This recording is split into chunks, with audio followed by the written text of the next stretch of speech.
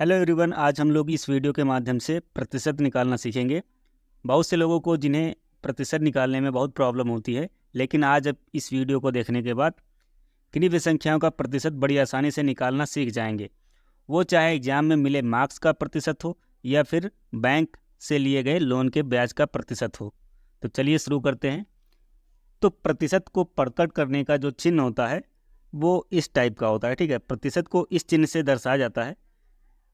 अब इस चिन्ह का मतलब क्या होता है? इस चिन्ह का डायरेक्ट मीनिंग है 1/100, ठीक है। 1/100 मतलब अगर प्रतिशत को अगर किसी संख्या में कन्वर्ट करना है तो 1/100 से गुणा करना पड़ेगा, ठीक है। और अगर कोई संख्या है तो उसको अगर प्रतिशत में बदलना है, उसे अगर प्रतिशत में बदलना है, वो भी कैसी संख्या होनी चाहिए? भिन्न संख्या। अगर वो भिन्न संख्या है और उसको हम प्रतिशत में बदलना चाहते हैं तो हम क्या करेंगे? उस संख्या को गुणा करेंगे 100 से, ठीक है ना। 100 से गुणा करेंगे। 100 से गुणा करने पर वो भिन्न संख्या जो है प्रतिशत में बदल जाती है। और अगर प्रतिशत में है और उसको अगर किसी संख्या में बदलना है तो 1/100 से गुणा करना पड़ेगा, ठीक है। तो एक क्वेश्चन लेते हैं।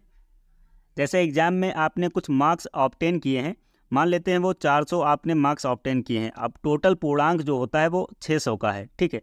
तो मैं कहूँ कि अगर 400 600 का कितना प्रतिशत है, तो इस प्रतिशत को निकालने के लिए बस आपको क्या करना होगा कि ये जो 400 है, 400 को ऊपर रखना होगा 400/600। अब मैंने कहा है कि ये एक भिन्न संख्या हो गई ना, अंश बटे हर के रूप में क्या हो गई? एक भिन्न संख्या हो गई। अब इसको गुणा कर देते हैं 100 से। गुणा करेंगे 100 से तो वो प्रतिशत में मिल जाएगा। मुझे किस में मिल जाएगा? प्रतिशत में। तो केवल गुणा करना है 100 से। अब 100 से गुणा कर देंगे तो आराम से प्रतिशत में निकल आएगा आंसर, ठीक है। तो ये 0 से ये 2 0 कट गए, बचा क्या? 400/6, ठीक है। अब यहाँ पर 400 को 6 से भाग करना है। तो 400 को 6 से अगर हम भाग करते हैं तो आप इसको डायरेक्ट भी यहाँ से काट सकते हैं। 6 कम 6, ये 40 था, ठीक है। 4 तो कटेगा नहीं 6 से, तो 40 को जब हम काटेंगे तो 6 छक 36। अब यहाँ पर 4 बचा, 40 था ना, 36 हुआ, 4 बचा तो फिर से 40 हुआ, 6 छक 36। अब फिर से पॉइंट लगाएंगे, फिर 6 छक 36, ऐसे ही चलता रहेगा। तो हम लिख देते हैं 66.67। ये इसका परसेंटेज हो गया है। 400 जो है 600 का कितना परसेंट है? तो हम कह सकते हैं 66.67%, ठीक है। तो ये परसेंटेज में आपने कन्वर्ट कर दिया। ऐसे ही कोई एक परसेंटेज में संख्या लिखी हुई है और उसको हम अगर एक संख्या में बदलना चाहते हैं तो हम क्या करेंगे कि उसको 1/100 से गुणा कर देंगे बस, ठीक है ना। कि जैसे कि लिखा है 20%। अब 20% को हम एक संख्या में बदलना चाहते हैं, एक संख्या में, तो हम क्या करेंगे?